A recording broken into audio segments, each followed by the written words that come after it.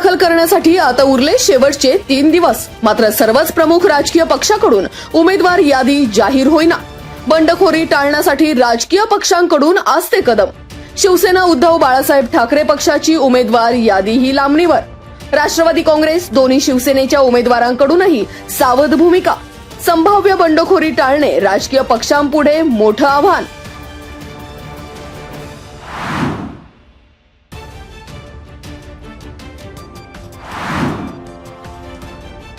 जिल्हा परिषद पंचायत समिती निवडणुकीसाठी नामनिर्देशन पत्र दाखल करण्यासाठी उरले शेवटचे 3 दिवस.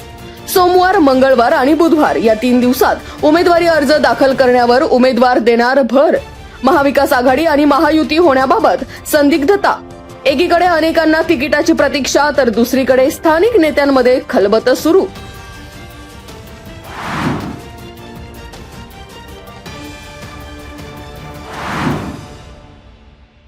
जिल्हा परिषद पंचायत समिती निवडणुकीमध्ये खेड तालुक्यात दोन्ही राष्ट्रवादी काँग्रेस एकत्र लढण्याबाबत स्थानिक नेत्यांमध्ये बेसूर. राष्ट्रवादीमध्ये काही गट आणि गणांत मैत्रीपूर्ण लढतीची शक्यता. राष्ट्रवादी अजित पवार गट, शिवसेना शिंदे गट, शिवसेना ठाकरे गट यांच्यात तिकीट वाटपाच्या चर्चेची गुऱ्हाळं संपता संपेना. अजित पवार गट, शिवसेना शिंदे गट, ठाकरे गटाची पहिली उमेदवार यादी सोमवारी जाहीर होण्याची शक्यता. शिवसेना भाजप युतीच्याही वाटाघाटी.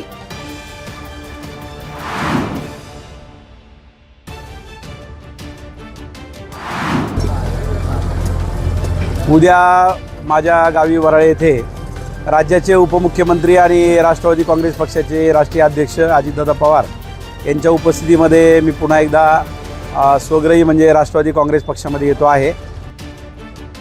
जिल्हा परिषद पंचायत समिती निवडणुकीसाठी पालकमंत्री तथा उपमुख्यमंत्री अजित पवार शनिवारी खेड तालुक्यात प्रचाराचा नारळ फोडणार.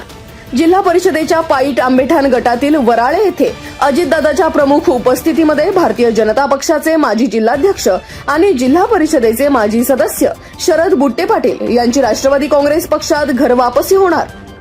भामनेर खोऱ्यातील विविध गावचे सरपंच, उपसरपंच सदस्यांसह शेकडो शरद बुट्टे पाटील समर्थक राष्ट्रवादी काँग्रेस पक्षात होणार दाखल.